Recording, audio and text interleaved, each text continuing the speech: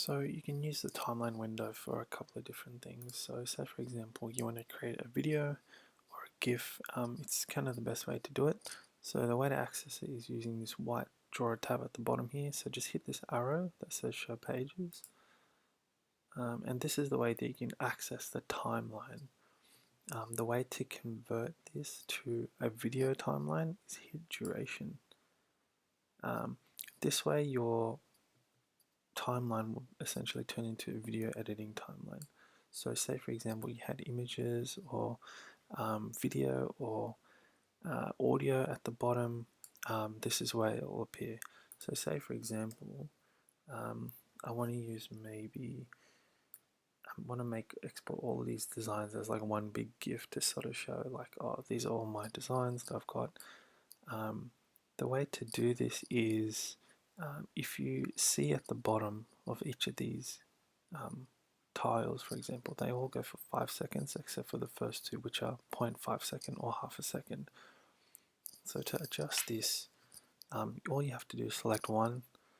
Let's just say we want to make them all 0.5 seconds, so just hit 0.5 and then you can literally easily hit apply to all slides and you see they'll all adjust. Just click off, then you can hit play, and then that's your GIF. So this way you can just share and export this as an MP4 and just upload it to your Instagram or Facebook or whatever. You can share that way. The other way you can do this is if you don't want to see this video option, you can unclick duration and just access all your canvases this way.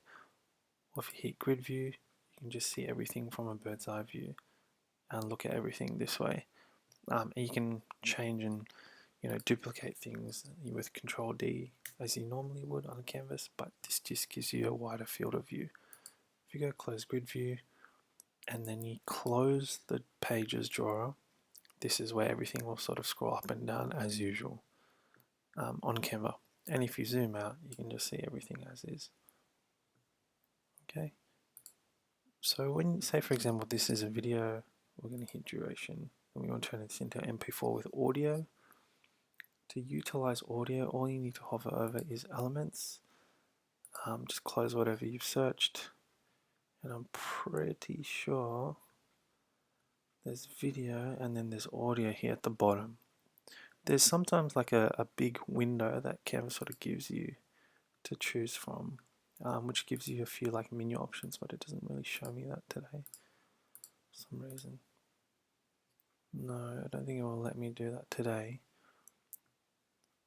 I'm not sure why, but basically just go elements and then you'll see audio, and you can just go see all, and then this is how you can kind of pick and choose. For example, say for example we want the Michael Bublé track, so you can sync music, you can adjust audio effects. I'll go into depth with that in a different video, but this is where your audio will sit underneath, and you can kind of scroll and listen to the music as you make edits like a normal iMovie or Premiere Pro video editing timeline. So editing video in Canva is pretty easy, but this is the best way to do it. Okay, you can close that window if you don't want it, and then just edit video as you wish through here. Okay, let me know if you've got any questions.